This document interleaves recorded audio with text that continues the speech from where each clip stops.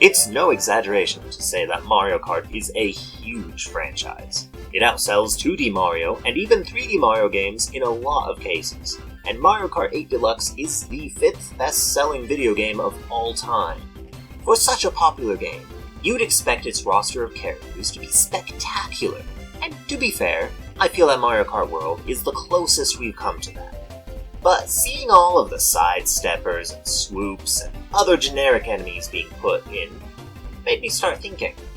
It's great and all seeing these long-time enemies no one remembers, Cataquack, get their time in the sun, but what if we went 50 steps further? If Smash Bros. Can afford to have a roster of 82 characters with mostly unique and complicated movesets, why does Mario Kart, with so few differences between characters besides weight class, only have 50 characters as its biggest roster ever? Super Mario is a franchise that's been around for ages. So what if we leaned into that? What could the roster look like if we, say, doubled it for a new game?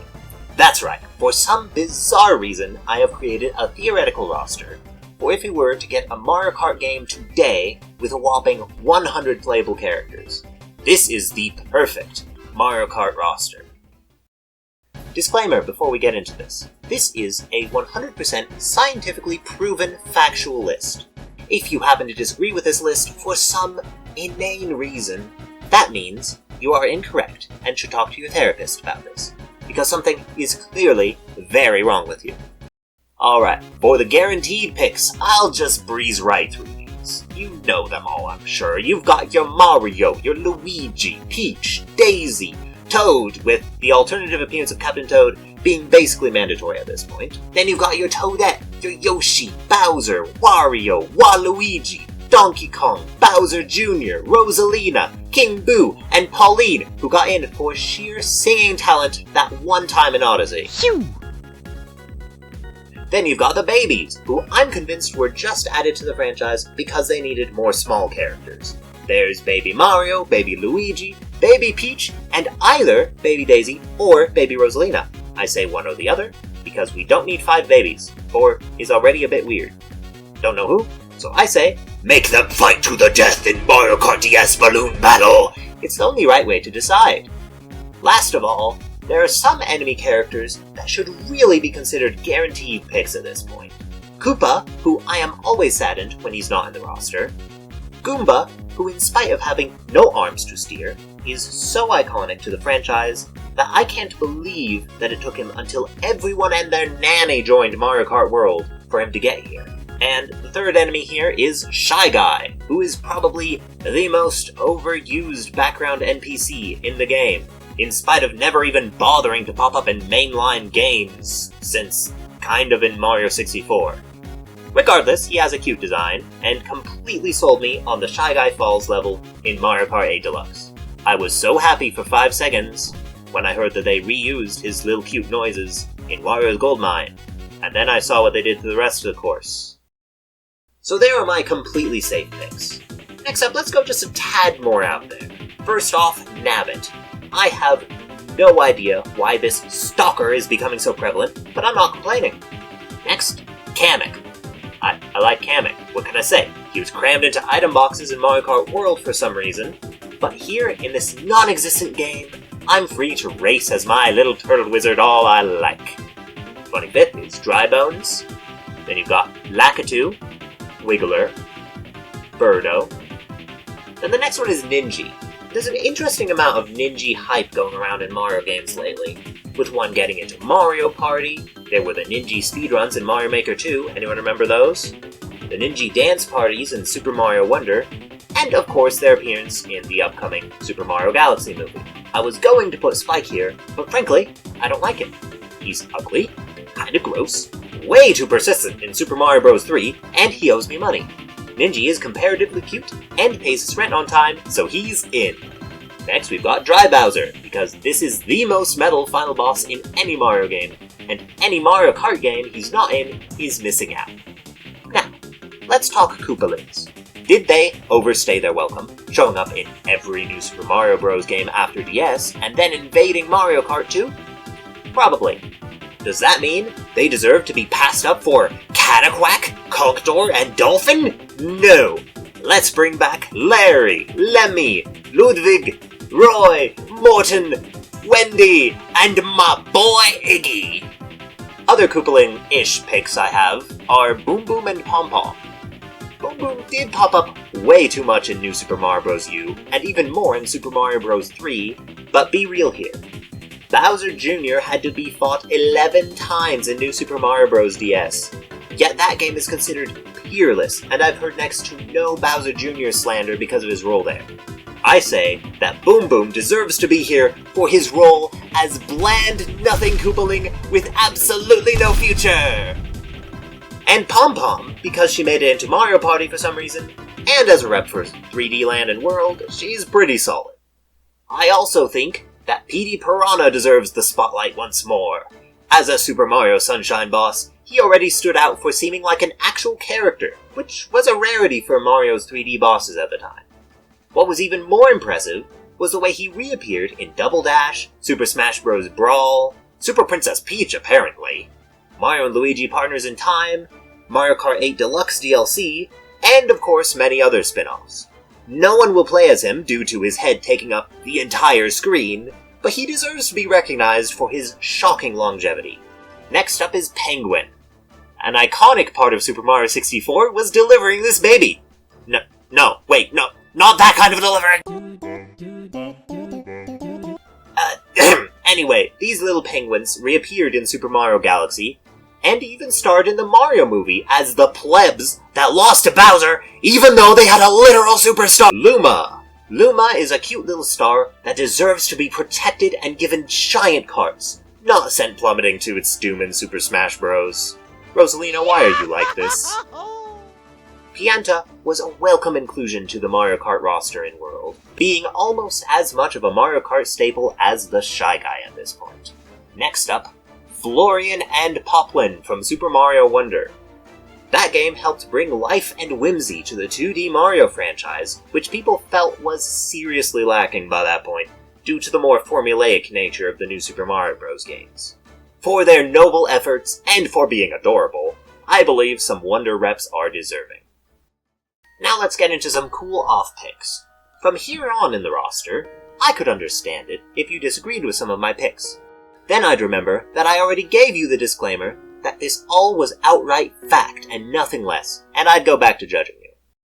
Number 46, King Bob-omb needs no introduction. Iconic, brilliant, throwable. He's really a shoo-in. Rex, that one dino guy from Super Mario World. He'd be a cool almost mirror to Yoshi. Actually, why wasn't this dude in Yoshi's Island? Huh. Anyway, next, Reznor. Reznor is the weird, fire-breathing Triceratops dude that sits on a Ferris wheel while Mario panics because the bridge is collapsing. And if he has to stand on the platforms he's clearing of other Reznors, then there's only barely room to not fall off as he clears the boss fight! Oh, the dude was also in New Super Mario Bros. 2, but there the bridge is so much slower at collapsing, and the platforms are so much easier to navigate, that the fight is suddenly trivial. They had a good run, though. Oh, you want to know why they're here on my roster? Well, you see, Hammer Bro is the famous hard enemy in Super Mario Bros., right alongside Lakitu. He's continued throwing hammers all this time, and while he seems to have been planned to be playable in Mario Kart Wii, he didn't make the cut until Tour, which barely counts, and then Mario Kart World. Honestly, I think this enemy deserves his spot. Next up, Diddy Kong! The dude has his own racing game. Why wouldn't he be here? Seriously, why wouldn't he? Where have you been? Come back, please. I miss you. Next up, Pauline Jr., or Young Pauline, or Baby Pauline, or Bonanza Pauline, or Pauline Premium, or whatever this girl is known as. As a rejuvenation of the Donkey Kong franchise, and one so good that some people are having to ask whether Bonanza or Odyssey is the better game, Donkey Kong Bonanza deserves a lot of credit, possibly as much as Wonder. Plus, this is literally a tiny version of Pauline, who was the most standout character in Odyssey. So while I don't know whether this is Pauline's daughter, or granddaughter, or niece, or evil twin, or what, I say she deserves to race karts with Dry Bowser, Waluigi, and Shy Guy. just as the founding fathers intended. Funky Kong is basically considered synonymous with Mario Kart Wii, due to being meta, and also just cool. Look at this guy. You know you want him here. To wrap up the Kong family for this section, we have Dixie Kong. Dixie Kong was in Mario Kart Tour, and, in Donkey Kong Country 3, she was an actual player character, while both Donkey and Diddy were busy being captured or something lazy like that. If Funky Kong could get into Mario Kart, when all he'd done by that point was sold children firearms and let Dixie take a literal baby with her on a dangerous adventure, why not put Dixie Kong into Mario Kart? Just don't ask her to babysit for you. Speaking of Yoshi's Island, number 54 is Poochie, Yoshi's frankly cursed but kind of cute dog. I don't think he has the brain cells to even drive a kart, but that didn't stop Martin. Poochie is playable in Mario Kart Tour, and as a Yoshi's Island rep, he's pretty good. Plus, it's just hilarious to imagine this dude at the wheel hucking shells at someone. Probably Pauline Jr., come to think of it. Now, don't bring out the pitchforks yet, but my pick for number 55 is Shadow Mario. Yes, he's a recolor, but this dude has had quite a few notable appearances throughout the years. The antagonist of Super Mario Sunshine, a weird, evil racing clone in Super Mario Galaxy, and an army of weird, evil clones in Galaxy 2 that follow your every move for some reason. And they even appear in Super Mario Wonder as a wonder effect. With a resume like that, Shadow Mario seems like a pretty good fit, and he's more different than Metal Mario at any rate. Whittles were the little wood people in Galaxy 2, and frankly the most interesting and appealing alien creatures seen in Galaxy besides Luma. Like, I tried putting Guillermo here, but even though they're iconic, they're so bad looking, and plus that trash blowing up minigame in Galaxy is traumatizing, so no thank you. Starting on my more borderline picks, my next choice is the eccentric Elvin Gadd. Luigi's Mansion has proven itself a mainstay, and we can't just let generic spooky tracks, 2 recycled courses from the past, and 1 inaccurately cutesy version of the final boss be the only representation those games get. Like, the dude doesn't even have a crystal in his crown. Anyway, EGAD was also crucial to the plot of Sunshine. The part of the plot that was never actually explained, but still, he was there. The Bob-omb Buddy was an iconic part of Super Mario 64, and if a regular Bob-omb is too confusing to play as, why not make this one playable? You could even argue that it's a reference to Bombette from the original Paper Mario. You'd be wrong, of course, but people argue wrong points all the time, such as arguing that this list is incorrect. We've already confirmed this. My list is without fault. Which is why number 59 is Mips, the rabbit from Peach's flooded basement. Only the absolutely best list would include such a crucial and indeed franchise-defining character. Next up is the Tosterinen. I don't know how to say that. This is another fun townsperson character. This one 50% cooler, because he in fact possesses maracas. This makes him an essential addition. King Goomba, aka Goomboss, is in an odd position. His roles in Paper Mario and Super Mario 64 DS were small, but because he was already modeled for 64 DS, he was put into Mario Kart DS as a boss in mission mode.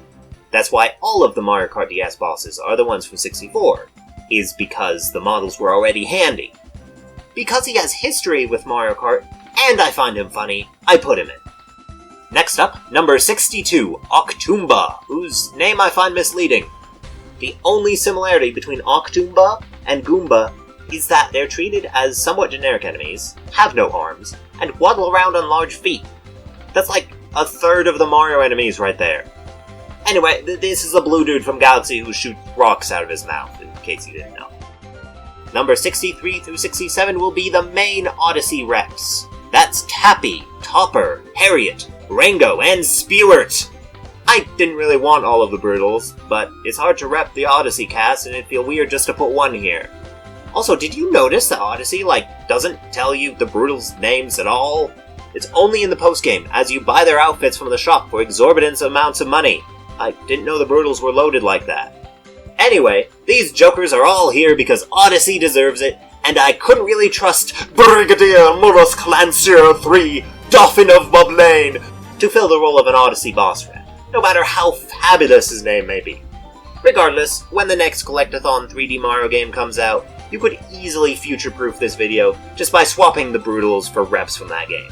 After all, we already have Cappy, Pauline, and Tosterenen for Odyssey reps. Now we're getting to fun territory for my character picks. Before we do though, please make sure to like this if you're enjoying my video, and maybe even subscribe. It'll help me know that you want more videos like this one. Plugging aside, let's continue with the list. For number 68, we have the best Toad, Toadsworth himself. This legend of a man, the only being with a mustache strong enough to rival the hairs of Luigi and King Bob-omb, has vanished in recent years. He was considered important enough to chaperone Peach and Mario on Isle Delfino, drive the parade cart in the reward ceremony in Mario Kart Double Dash, and was even the one running Toad houses in New Super Mario Bros. DS. He also made quite a few appearances in spin-offs, and was an important recurring character in the Mario & Luigi series. Then, one day, right when the world needed him most, he vanished, and the world became a much darker place without the luster of his mustache. Honestly, I don't even care if he's playable. I just want to know if he's okay. If he is playable though, I'd love to hear, when he gets hit by a shell or whatever, for him to say his inspirational line. Blah blah blah blah blah.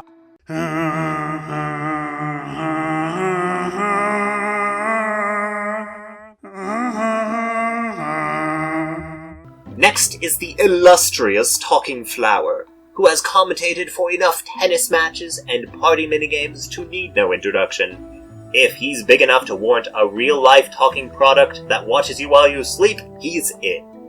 Now, the Sprixie Princess is pretty much the best rep exclusively for 3D World that wasn't first in 3D Land. The bosses are pretty lackluster besides Motley Boss Blob, whose name is a deal-breaker for me, and Histocrat, who is too big. Plus, the green Sprixie Princess was already invited to tennis at some point, so it's not off the table. I'd want to make them recolorable, but to be fair, unlike most recolors, that would require actual different models, since the Sprixie Princesses each have a different hairstyle. Now, Polterpup is the last Luigi's Mansion rep here, and as a parallel to Poochie, I think he vibes. As the only character in the Luigi's Mansion cast here that debuted after the first game, he serves an important role. Do you know what series of Mario spin-offs has a character in Smash Bros, yet not Mario Kart? Dr. Mario, for some insane reason. But I don't want to make another Mario clone character.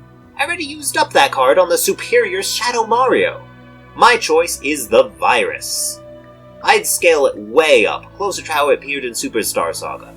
I imagine it'd start as one color, but would emote with the other colors, similar to how viruses change color when they're hit in the Mario & Luigi series. Or, alternatively, there could just be 3 viruses in the cart, but I don't like that idea as much for Virus as for another character I'll talk about in a minute. Now, this seemed like a weirder pick a while ago before he showed up for the Mario Galaxy movie, but next is the Dream King himself, King Wart. It's finally time for him and his gang to get their time in the sun. That's right, I'm also adding Mouser, Claw Grip, and Triclide.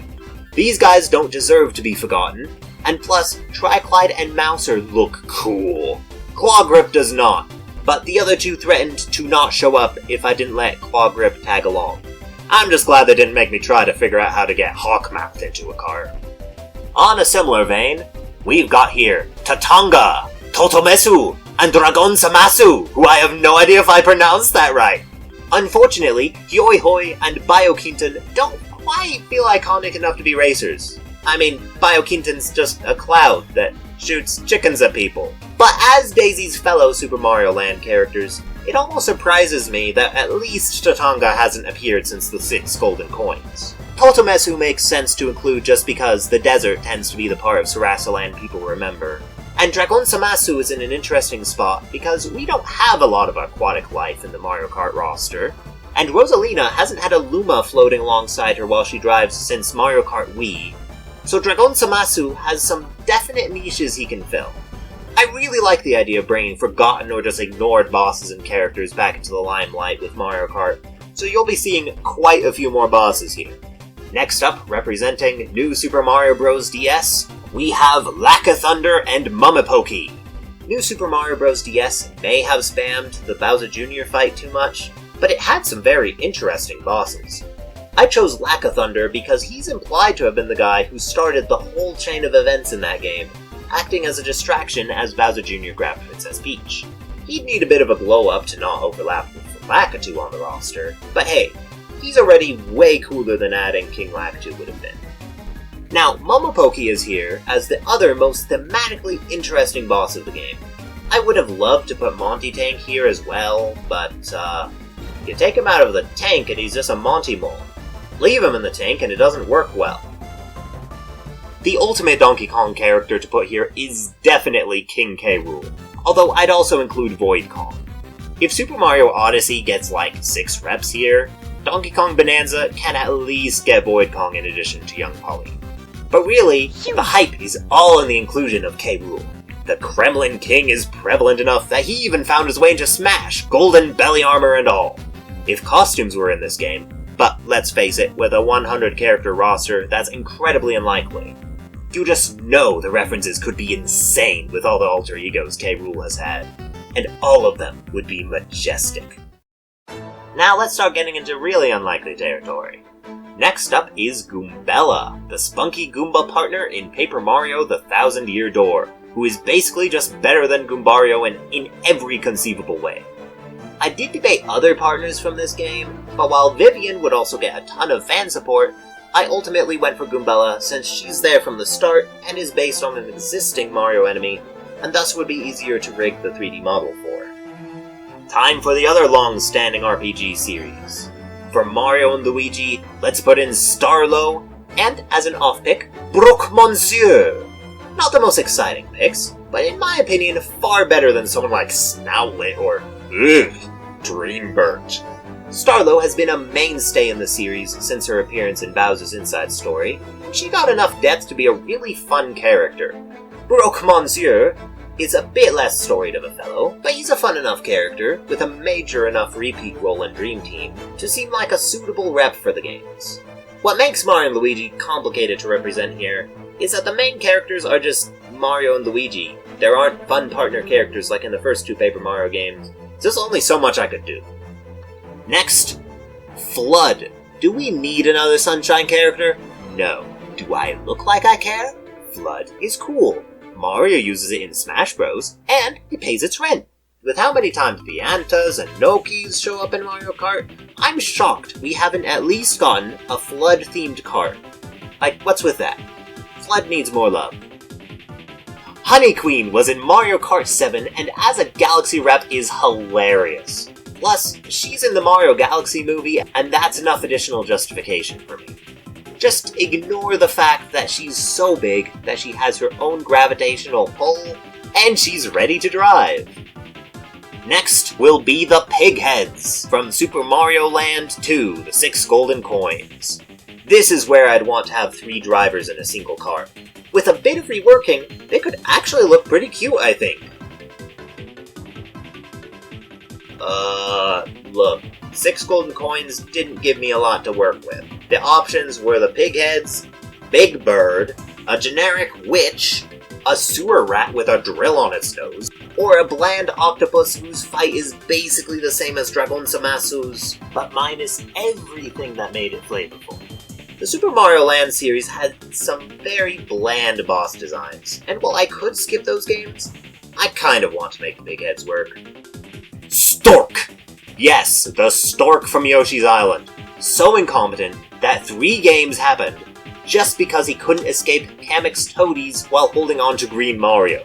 He will exercise similar disdain for the discount Waluigi on the racetrack, I'm sure. Wait, don't look at me don't look at me that way. I'm joking. Luigi's one of my favorite Mario characters. Please, do not send the Pianta Mafia after me! No! Now it's time for the top 10, the most outlandish, outstanding, and peak insanity characters science came up with. Science, yes. Now, we're starting off relatively tame. Numbers 91 and 92 might seem predictable with who the last few characters were, but I want Geno and Mallow here. If Geno can't make it into Smash Bros. To save his life, he deserves at least a shot at Mario Kart. And if Geno's in, why not Mallow? The only other candidate would be Booster, and I think I've traumatized young Pauline enough for one video. Yes, Nintendo would need to get Square Enix's permission to put these two in, but if Square was willing to let Geno's costume get into Smash, and then made an entire remake of the classic game for the Switch, it's not out of the realm of possibility. Come on, let Geno live a little.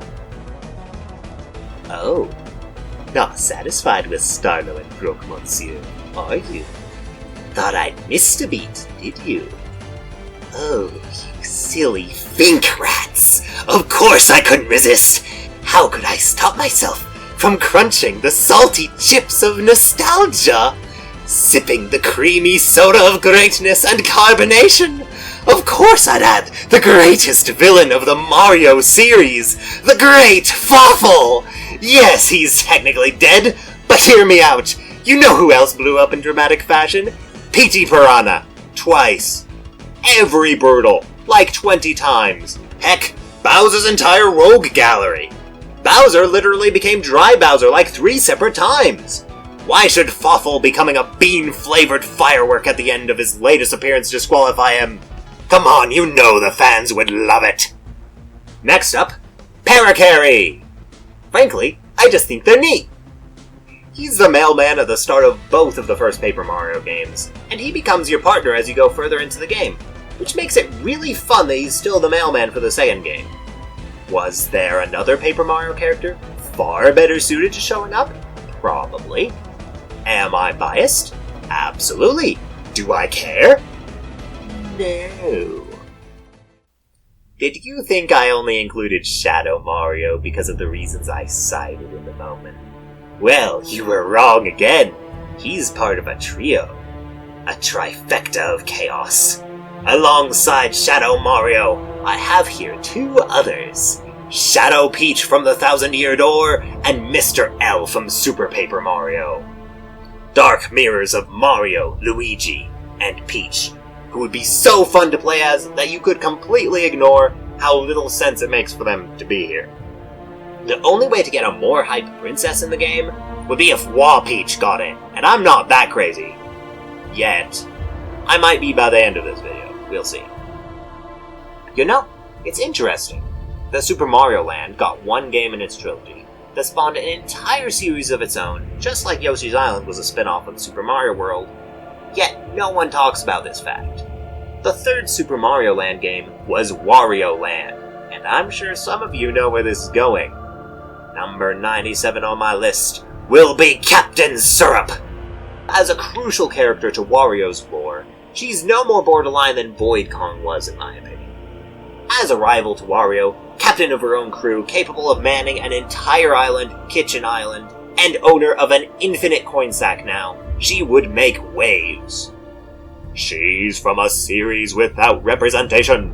Her theme music is in Super Smash Bros. Even if she herself isn't. She's better known than Syrup by far. I'm talking about the girl next door, living in the Haunted Mansion. Actually, wouldn't be as hard to translate into this art style as you might think, since they would have already had to figure something out for the Paper Mario characters. Now, to preface this, it's hard finding a rep for the Lost Levels, also known in Japan as Super Mario Bros. 2. Since it's such a big part of Mario's history in Japan, you'd think there'd be someone. But while Bowser did kind of have a brother in this game, known as Blue Bowser, adding a whole new Koopa King character who would warrant a redesign to make him at least equal to the Koopalings in originality, he's way outside of the scope of this project. So where does that leave us? There is one enemy that fits the bill. It has no arms, no legs, no heart, yet it's so scary that it makes even the mighty Mario tremble!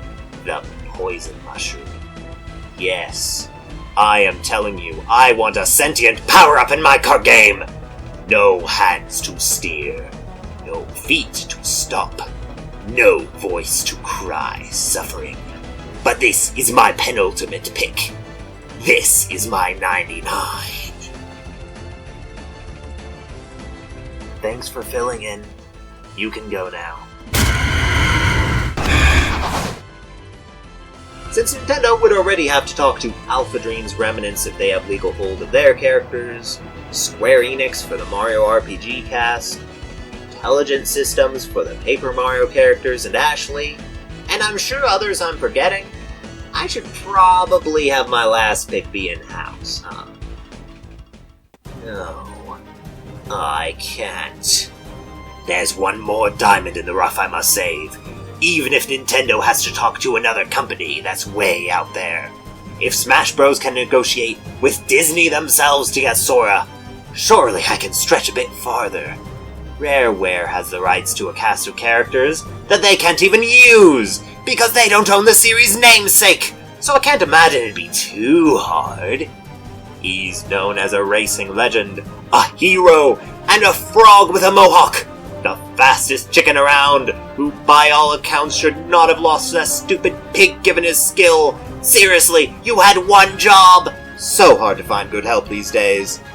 Anyway though, he's the greatest racer on Timbers Island, Drumstick!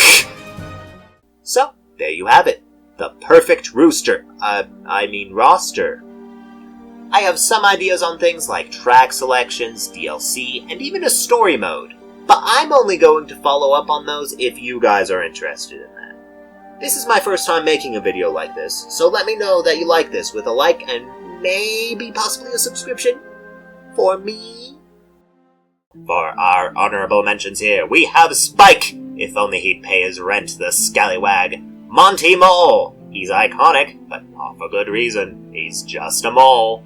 Klepto, Luba, Antasma, Connie and Snowlet, who are lame. Skedaddler. Tap Tap the Red Nose. Brigadier Mollusculancier 3, Dolphin of Bubblain. Oh, my throat is getting so sore. And, of course, Cow.